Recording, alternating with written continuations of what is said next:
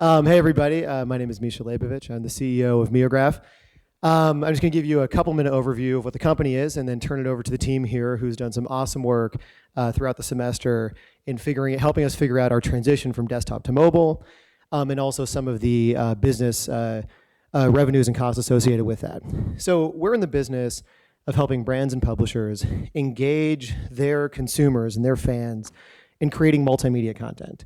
Right now, we have a web product that embeds in brand sites and allows them to run user-generated content that's much more interesting than simply uploading a photo, but much easier to do than creating a video. So you get stuff that you can have a wide variety of people participating, but it's actually interesting to watch, even with people that are creating that don't have professional level skills. We have the web product right now. We're working with the NBA, working with PBS, working with TBS, working with Google. We have a couple more things coming on board in the next couple months that we'll be announcing. And that's been awesome. That's been a good business. What we're moving towards now is our mobile app called Trio. And that was based on some things that we learned with the web product, actually during the course of this project. And the team has been extremely flexible. When you work with a startup, you're constantly zigzagging, trying to figure out product market fit and exactly how it's going to work. And we have a lot of epiphanies about mobile right in the middle of the semester. And to these guys' credit, I mean, they really were very flexible and helped us with that transition, where things that we learned about the web product was good and we can build a profitable business there, but mobile was the future. And I know that sounds cliche to say, but we had some real specific learnings about why for our product, mobile was going to be great. And so anyways, they've been awesome. And I guess I'll turn it over to them to tell you all about what we learned together this semester. Thank you. Great, thank you, Misha. So welcome, thanks for coming. My name is Laura Davison. I'm a student in the School of Journalism, and I'm joined here with my colleagues from the business school, Tim Cunningham, Josh Hampshire, and Tori Howard. And we actually created a little Meograph mix. It tells you a little bit more about what Meograph and what Trio is, the problem we sought to solve, and you can also then see what a final Meograph product looks like. So we'll go ahead and show you this little video.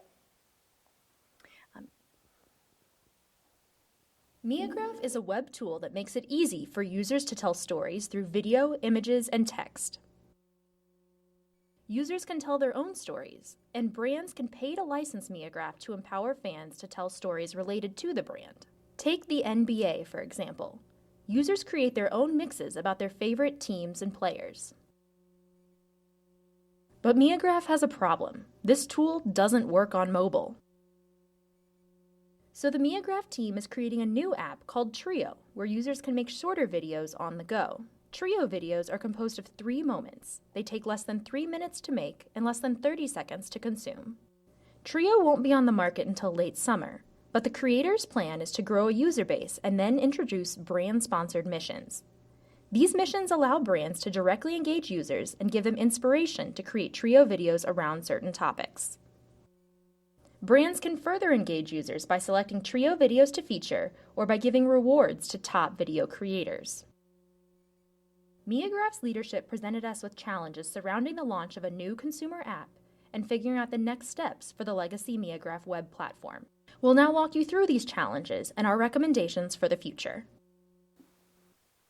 Great, so to recap, we have these 2 products here. We have the web product, which is called Meograph, and this is a B2B product, basically. Brands can license this product, pay Meograph, and then embed it on their sites. And then we have Trio, which does not yet exist. It's currently in development. And this is a consumer app. So consumers will download this application. They can make videos similar to Vine or something like that. But there's also this brand-sponsored element through missions where they can pay a certain amount, and then users can create content around that. So looking at this transition, which actually, as Misha mentioned, happened kind of mid-semester, we did some research around where people are actually spending time on social platforms. And we found that the switch to mobile was really, really well thought out and exactly not even the future, but where people are already. As you look, these graphs back here show the percentage of time that people are spending on desktop versus mobile. So orange is mobile, and blue is the desktop percentage. So if you look at them, on the majority of them, the majority of time is being spent on mobile devices in terms of looking at the networks, creating content, spending time with it. And especially if you look at Vine and Instagram, these are video creation tools similar to Meograph and Trio. Those are 98, 99% of the time people are spending with mobile on those platforms. So we worked with Misha and the rest of his team to kind of talk through and solve some problems around this transition from desktop to mobile. So they have, as Amy mentioned, a wide variety of experiences. Misha comes from the engineering world, and he's partnered with some people who are very involved in the tech world and also the interactive branding world.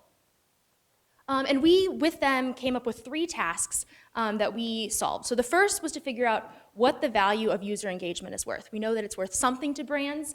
There is a value to that, so we looked to actually go out and quantify that and figure out what that means. The second thing we wanted to do was to look at how much Meograph should be charging for the web platform, for the Meograph product. Although they're shifting the focus to mobile, they still have a product that works and that is profitable, and they can still continue to make money from that. So we just kind of took pause and reevaluated how they should be pricing that. And the third thing we did is look at what it would cost for the company to host video for the Trio app. This was something new for them. They didn't currently do that. They don't currently do that with the Meograph product, so they are now looking at, we kind of modeled out what it would cost them to host video through the mobile app. So I'm going to hand it over to Josh, and he's going to explain kind of what the multimedia social interactive industry looks like. Thanks, Laura. So when looking at the social platform kind of industry, it's still a fairly infant stage. It's still growing. There's a lot going on with it. So we see a lot of consumers using not 2, 3, 4 social platforms, and a lot of competition going on in this area. So the companies that we were looking to kind of compare ourselves to judge our interaction and engagement off of, kind of go along like we said, the Vine, Instagram, sort of YouTube, these video creation sites, to judge our engagement, base our engagement, and kind of provide a good baseline. And then when it comes to sharing, looking at Facebook and Twitter, and things that people just use to share this content with others, family, friends, brands, things like that.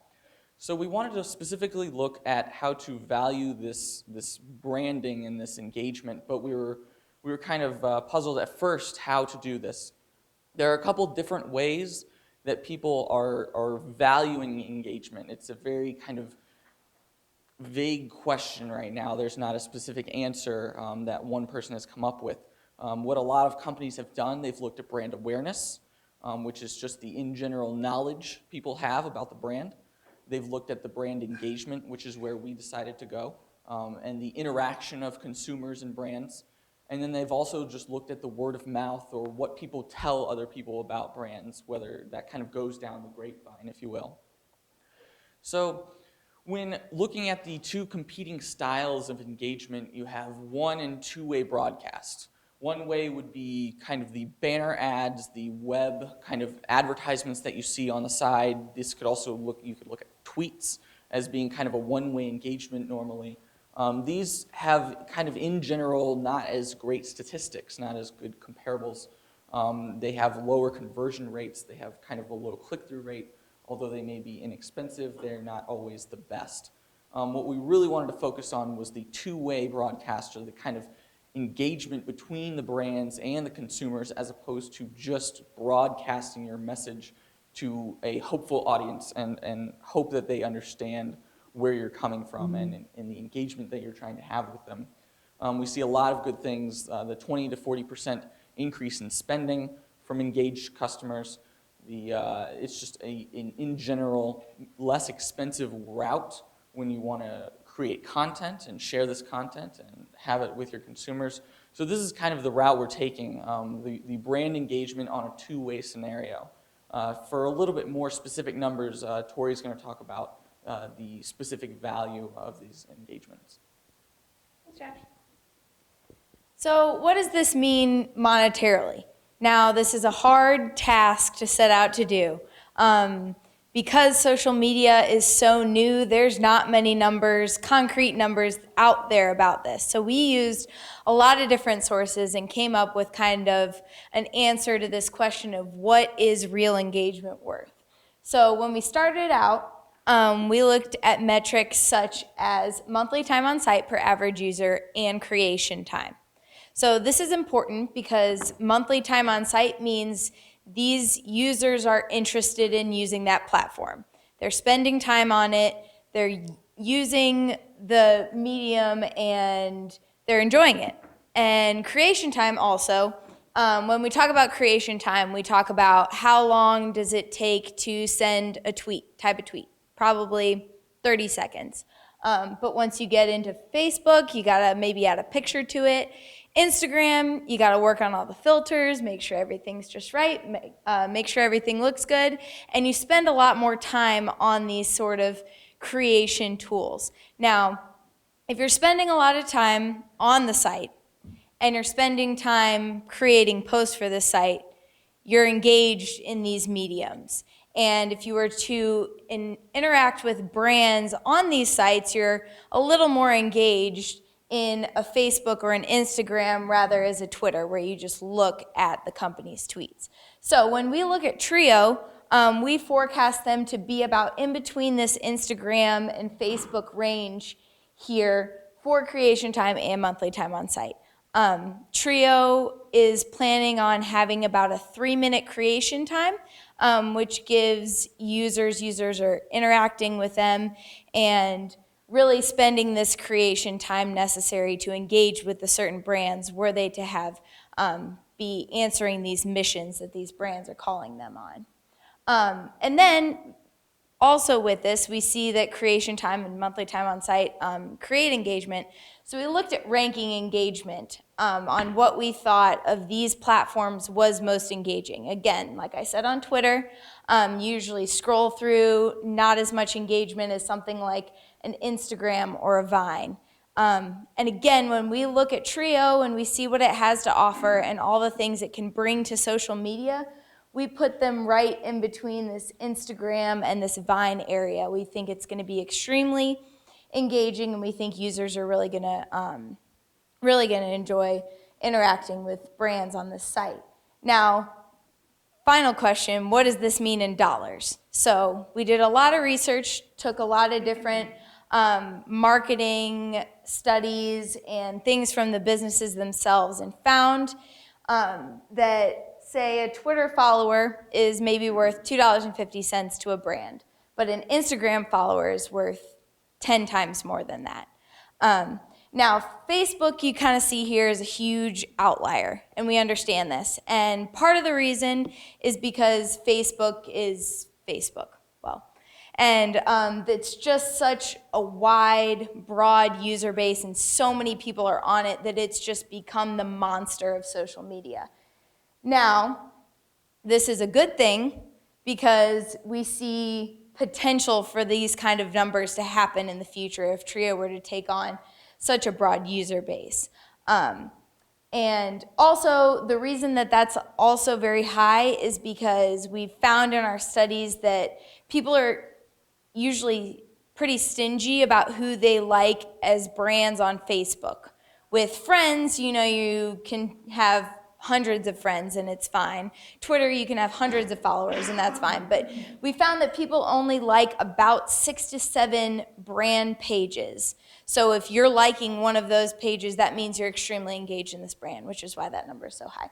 So again, like I said, in the user time spent on site and creation, we put Trio in between that Instagram and Facebook realm. And using that and our analysis of its engagement, we see that being here as well. We think it can do great things and be in this very engaging, very profitable range for brands, are they to send out missions and get people to follow them and engage in their brand. It can be worth a lot to them, and we expect to see that happen because it is such an engaging tool. And this is because they're taking text and photo and video and using this mashup of all these different things to create one product. And we see that that's a very valuable thing. People are always looking for the greater way to express themselves and more creation. And so that's where we think it's going. And we think it's going to be a really, really great and hopefully very profitable thing for brands in the future. So Laura's going to talk a little bit about our second task here. So the second thing we looked at was how much to charge for Meograph, the web product. Currently, right now, they're targeting ad agencies and brands, and also to some extent publishers, to license the product to embed in their site. Currently, the going rate was $5,000 a month or $60K annually, and Misha had a hunch that this was probably too high. So we conducted some focus groups with professionals in the advertising world to talk to them about if they were to present and include Meograph in their annual planning for their clients, what would kind of be a number that they could reasonably go and pitch that to their clients. So we, asked for kind of your mid-range and your big, your companies who bill a lot of dollars. What would be a number that you could present to them, and that would probably get included in your advertising plan for that year? And what kind of kept coming up, we averaged and talked is about $20,000 a year. That was a number that seemed reasonable to them, and also seemed reasonable to Misha, the client, is what he could sell that as. Secondarily, we asked them, what other information would you really need to determine if this is a product that you really wanted to use? And two ideas that came out from that is that Meograph is really great as a contest tool. This is a really easy thing for brands to embed on their sites, give people an easy way to go out and create a video, and then the brand has total control on what they want to post and what they want to share. So really framing it as that and showing Meograph as a solution to this problem of having some sort of engagement contest with your users. The second thing is people just wanted to know more. They basically, inherently people are a little bit lazy, so they just wanted more instructions on how to use it, what kind of engagement they can expect, what kind of success people have seen in the past, and just some more information around the product as they're deciding and then pitching this to their clients. And then lastly, I'm going to hand it over to Tim, and he's going to talk about how we went about solving the problem of hosting video. All right. Thanks, Laura. So with this question, it was simple, and it came on early on, and it was more an immediate task. With the switch from Meograph to Trio, before people creating Meographs, they would basically just pull content from YouTube or wherever that may be on the web, and it was actually not hosted on the site. But with Trio, it being a mobile platform, they thought the option would be much better if you can take a video with your phone and then upload it directly to the site. So the question was, is this going to be cost prohibitive for us, being a startup and having limited funds? Can we actually feasibly host video? So we created a model, and it was very straightforward, but a little bit difficult to kind of implement because you have these three pieces as far as the cloud front, where you actually store the video, how it's retrieved, and then how it's lined up as far as second-by-second download. So you have these things kind of mixing together. So we have these 5 variables as far as just how many of the downloads, how many uploads you're going to have, what's the percentage of people uploading that are going to upload video, what's the average length of a video, and then how long is this going to be stored. So we have these different inputs, and over a 2-year period, we found the total cost of with our inputs, what we thought would be the most realistic scenario would be about $1 million for a 2-year period. And basically after that 2-year period, moving forward, you would have about $75,000 per month in cost, and that would increase linearly because each month you have more people uploading, and that just keeps accumulating. At the same time, this is very feasible for Meograph. As you see that first month, you have 10,000 people uploading, and you have 30% of them creating videos, and that's only about $5,000 in that first month. So as that grows, and it grows with the business, it was found this is actually very feasible. The answer to that question was yes, it's very feasible to host video for Trio and for Meograph. Now, so in conclusion, we've talked about these 3 tasks. This first one, what is this engagement worth? So it's valuable, yes. So what are we doing with it? So we found, as again in the research, that engaged consumers, they tend to spend more, it's easier to convert them, and it's cheaper for them creating content, and you can distribute this for again, word of mouth. And the second is we kind of value that. We put a price tag on what is followers worth for these different sites, and what could potentially Trio be worth. For task 2, again, the legacy, the web platform Meograph, what is this worth? Again, $20,000 through the research that we've done with the advertising agencies. And finally, the cost of hosting video. So each of these tasks, we accomplished them, and we think to a very high level of success. 2 of them have already been acted upon, so we feel this project has been quite successful. So we're excited to see the launch of Trio and the evolution of the Meograph web product. And with that, I'd like to take any questions you'll have.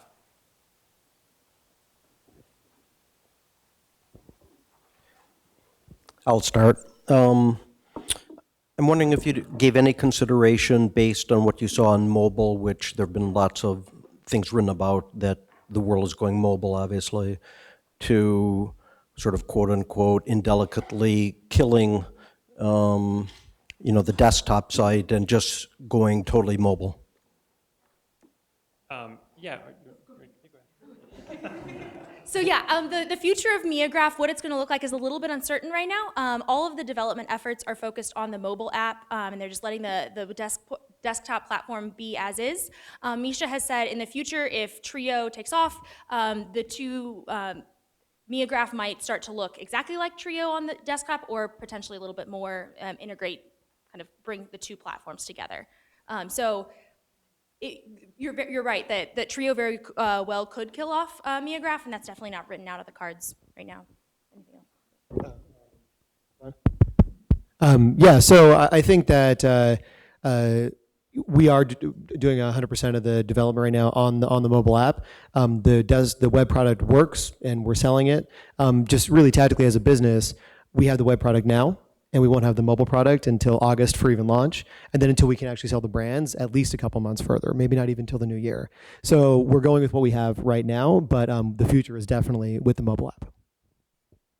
And one follow-up question, you talked a little about you hope to be in the space, I think it was between Instagram and Facebook. And how did you get there? I mean, yeah, I would hope to be in that space too. But, talk a little more about how you got there, and then as a second part of that, who you hope to take that, I believe it was 3 or 4 minutes a day away from. Yeah, absolutely.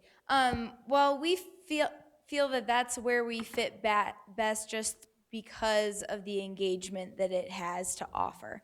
Because we have so many different things, our product is engaging, and we're much more engaging than something like a Twitter where it's only text. Because we have video and text and photo, that's why we envision ourselves in that space, in that Instagram, in that Vine space, and then to address the Facebook thing, hopefully gain the numbers to become something of a Facebook. But right now, that's where we feel we could be.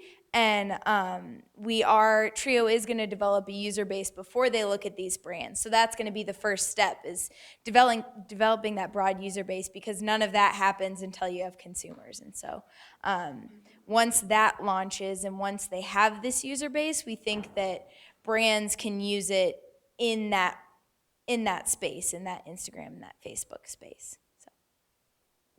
When they're saying between Instagram and Facebook, they're talking about both time on site and also valuation. So someday. We'll get there.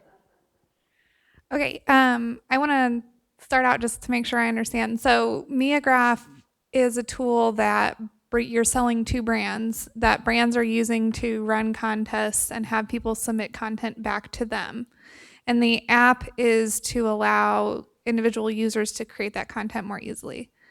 Yes. Yeah, okay. So my first question is, if you just moved to the app, are you losing right now you're selling Meograph to brands, and that's both a platform for them to manage the contest and to receive submissions, is that correct? So would the app really ever replace that, or would it be more of an add-on to the desktop product, I guess? Well, they're using, like I said, they're planning on building this consumer base before they add in the brands. But as Misha was talking about, they're going to use the brands to sponsor missions. So say the NBA goes out now that the playoffs are on and says, hey, send us your best NBA watch party video. So they're going to use that to create that engagement that they would have been doing on the computer. So the contests that they're setting up on the computer desktop realm are going to be put into the mobile app as well. It's the same business model. It's still brands paying to engage consumers creatively. It's just a different platform. With the web product, we give them a script we embed in their webpage. With the mobile product, they come and play within the app. So it's slightly different, but we have actually good data points. Right now, the NHL and NBC Sports are running a contest with another video creation app called Magisto. And so we're seeing the willingness of brands to be like, go download a third-party app that's not ours, because it does that job really well, and engage there. And then, we pay the app, for promotion and to make this whole contest happen. So it's the same thing. It's just the app is shorter form and much more of a regular use case than the web product. Okay, so then my follow-up question to that is, what is going to incentivize users to use the app? Is it because you can only submit content for the contest through Trio, or could you submit things that you made in Instagram to the contest as well? Yeah, I mean, if the contest it's a multimedia contest, then Trio is the way to do it. The other difference between Trio, the app, and Meograph, the web product, is it's also consumers can engage each other in creating content. So they're already there and they're already having a good time. That's one advantage over the web product. With the web product right now, the brand has to basically publicize to their audience, and they have to build a new audience for every campaign. It works, but there's friction there that we're trying to get rid of. That's why with the app, the users are already there. The brands can just come in because the users are engaging each other. So you send a mission to your friends, they do it. You see all your friends' replies, and it's got that social nature to it. That the social nature of the web product right now is you can basically post to your social networks, but that's about it. And you can leave comments, but that's really it. The app is much more engaging. So the idea is to build this independent user base, which brands can then plug into. Okay, so you're saying brands would not have to then advertise their individual contests because it would just be a natural part of the app that people are using. They're walking into a party and people are already there. Okay, got it. So clearly the users are everything in this. I mean, if you don't have user engagement, you don't really have anything. And I think it's appropriate to compare yourselves to apps like Twitter and Vine, Instagram. The things that's made those work, and maybe to the surprise of all of us, is that they're so simple. They just do one thing, and it's kind of frictionless for the user. In your case, you're kind of adding it's still a simple app, but you're adding when you think about it, a whole lot of complexity. You're 3 times more complex really than these other platforms that just do a single thing. So, how do you overcome that? How do you get users to, invest in creating content on your platform, given that there is a whole lot more investment of time that they're going to have to make? I think one thing is you can look at what some of the other apps are doing. Twitter started out really simple, and so people are kind of primed on these simple apps, but it's becoming a lot more complex. Now there's video, now Vine is integrated with Twitter, now you can tag people on Twitter. So you see as these apps mature, they become a lot more complex. So I think kind of the basic apps, Vine and Instagram and Twitter have kind of primed people, and now they want more and are become more comfortable and adept on these platforms. So that Meograph is kind of coming in a little bit, Trio is coming in a little bit later in the game, and people are already comfortable with these platforms and comfortable with kind of the basic and kind of move up a level essentially. I think when you look at some of the things, if the people are given the ability to create these kind of things, like Vine, I know a lot of Vines have been stop motion, and that can take a lot of time for some people to do. I think that's 40 minutes just for a 6-second Vine. So I think people are again more willing and more used to spending a little bit more time if they have the creation tool to do it and express themselves through whatever application they want to use. I think with complexity, you have to think about how much thought does it require from the user. That's really it. Like in Instagram, sure, it's just a photo, but if you actually count the number of taps as you go through, it's between 15 and 20, depending on how you mess with the filters. So, ours is not much more complex than that. Yes, there's 3 pieces of media, but it's also simpler in some other ways. And we've designed it to be a very linear flow. Everything's done in series. It's just literally one step after the other. At the end of the day, it's going to take you 3 minutes to do. So I don't perceive, we'll have to put this out in the market and get validated on this. But so far, it seems like it's not going to be more complex, mentally, than any of these other apps. And that was another thing with the movement from Meograph to Trio. Meograph was a little more complex, and they got it to where they could bring it down a little bit, make it simple, 3 moments, and give that to the user and allow them to use their creation. Actually, the missions concept, which these guys touched on, that's actually, I think, one of the most important things of the app. One of the hardest parts about creating multimedia is inspiration in the first place and storyboarding. If you're gonna have like multiple pieces of media, what's the story? So with missions, somebody else has done that for you. Your friend has done that for you. The brand has done that for you and said, here's the mission, the call to action. Here's specific prompts for each of the 3 moments. Like, I want a photo of this particular thing, a video of this particular thing, and a tweet of this particular thing. So it becomes more of like a scavenger hunt. It becomes something that you can do on the bus on your way to work and you're bored and you have a couple minutes. You don't got to really think through all that. I think that's one of the hardest parts, and that's something that the app has really like tightly integrated. In fact, there's not even freeform creation. It's only in response to missions, and you kind of flip through the missions and see which ones you like, and those are the ones that you do, rather than having to think of a whole concept in the first place. So when you all think about your competitors, are your competitors social media companies? They are to a degree, certainly, because you're competing with time. Or are they branding companies? Because you're also trying to help businesses be successful. So talk a little about who you think your competitors are and why. Well, when we looked at our competitors, we took 2 different approaches to it. The first one was, who is creating this sort of video creation tool? And that's one of them. But our more direct competitors are anyone who is trying to engage their customers in any form. Not just through video, not just through picture, but any way that brands are using to engage their customers, we took that as our competitor.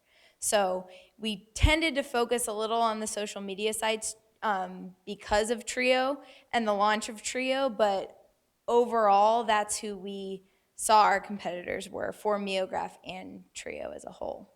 We're competing both for users, to spend time with us, but we're also competing for budgets with other brands to spend money either through licensing Meograph or to sponsor our mission in Trio.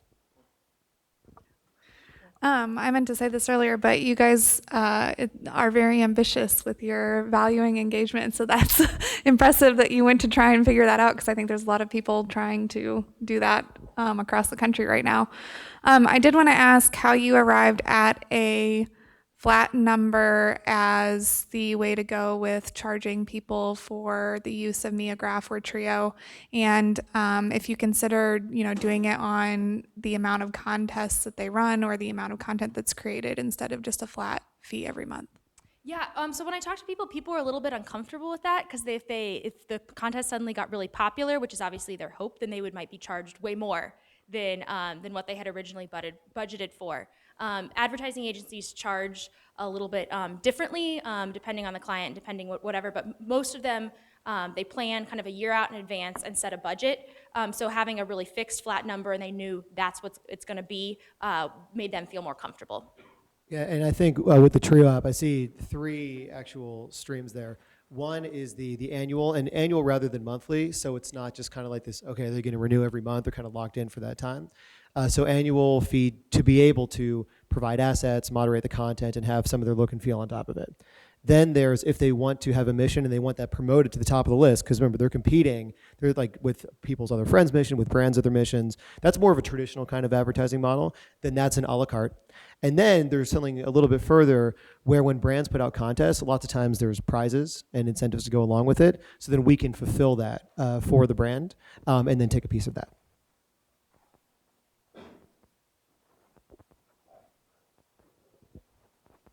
This is for you, Misha. So in mobile, in native apps, you have a lot of capabilities like precise location where the mobile is, what kind of handset it is, who the person is if they've opted in. As you're building this tool, how are you leveraging all of the intelligence you can get from within native apps in those areas? Sure. Well, we wanted to we're building a native app rather than, for example, embedding this experience inside a brand's app or something, because that's like when you're doing multimedia, just in the first place, from purely technically, like if you want access to the camera roll in the way that you want the mic, the video camera, all that stuff, it's got to be a native app. So we're doing that. In terms of location, I could see, a case where you could have things that are more location-based. It's funny, actually, the initial version of Meograph, like when we first started, actually had a lot to do with maps. We found that wasn't as important for storytelling all the time, but we have all that capability that if we come up with like missions that seem interesting with that, then we can definitely bring that in. In terms of knowing who the person is, there's probably things we can do to more automate and to like maybe suggest like here's stuff that you might like to bring in it. But I also philosophically, I think that you want to make it easy, but you don't want to make it too automated, because then there's no ownership, there's no creativity. I mean, I don't know if you all remember, like Facebook had that. Oh, Facebook's been around for 10 years. Like, click this one button, and we're going to show you all your Facebook, posts, your most popular ones. That was popular for about a week. And then everyone like saw it and then looked at it and posted on their Facebook, because we're all big narcissists online. And then that was it. There was no further engagement. So I think you want to help make things more efficient, but not fully automate them. Just help them, guide them along the way.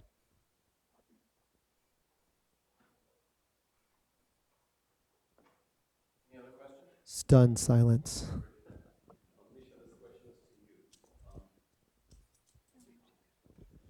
Do you worry that you might be able to attract only a certain kind of users for a Treo? Let me explain. When we talk about wines, we know that a certain kind of people who generally create these, videos. These are people with a lot of time and inclination to do so. So the question then extends to whether your clients, your customers, your brands will see significant amount of value in that particular consumer set, which becomes your user base. Well, look, the general laws of social media are 1% are the real creators, 9% are the curators and commenters, and 90% are the lurkers that just kind of watch other people's content. So what that means for us is 1% creating the missions. And the missions is pretty critical now, because that's really the heavy lifting of the creative part. One of the hard parts about Vine is you have to actually have an idea in the first place. You have to have a skit in mind. And so we need 1%, and that's actually pretty critical for us, of people to make missions. And it can't be only brands doing it. It's got to be your friends too. 9% to then go in and actually fulfill the missions and actually create that content. And the 90% just to scroll through and be like, oh, that's funny, like that, whatever. And so it's going to break down like that. I think a lot of these things do start out with kind of a niche audience as who is that 1%.